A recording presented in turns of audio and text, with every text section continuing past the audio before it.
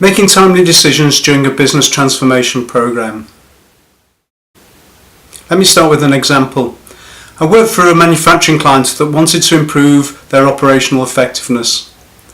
We chose one manufacturing area to look at and appointed a project team, and they developed some proposals which included the implementation of 2 manufacturing cells.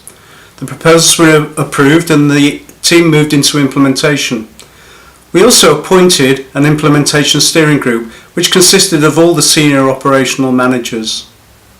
At the first meeting of the steering group, the senior team were interested in looking at the factory layout, what the manufacturing cells were going to look like, how this was to fit with the rest of the factory, and even whether the floors were to be painted, whether offices were to be used, and what signage might there be.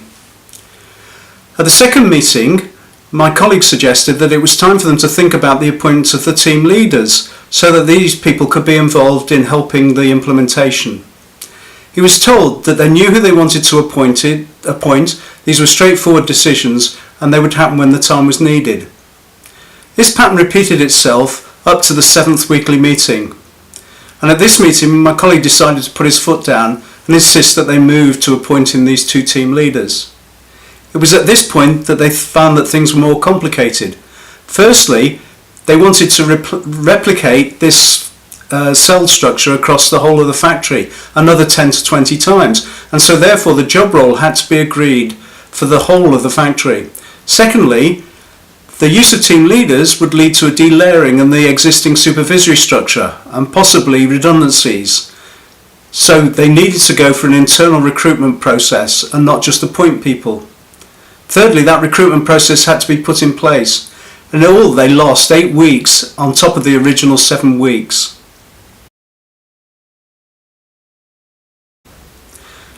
During a business transformation program, we have many such decisions to be made, not just about the appointment of staff, but about the sign-off of proposed solutions, about changes to our IT systems, about the approval of business cases, about investment decisions, and so on.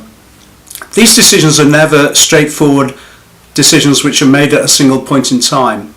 And I always recommend to teams that they use a 3-iteration approach. First of all, they agree with the senior leadership team what the principles and criteria for the decision are going to be. Secondly, they develop the detail of what the solution is. Thirdly, they put it all together into a proposal that can be read and signed off. If we structure decisions in that way, we're not going to be caught out by imagining that something's going to be easy and it turns out to be complex. So if you're running a business transformation program, my advice is that as a senior leader you keep your eye close on what's being developed so you can see what decisions are going to come your way, and that you insist on structuring the decision over a period of time so that you can get your colleagues involved and you don't get caught out by needing to make snap decisions. If you'd like to know more about how to lead business transformation, visit www.hartswoodmanagement.co.uk.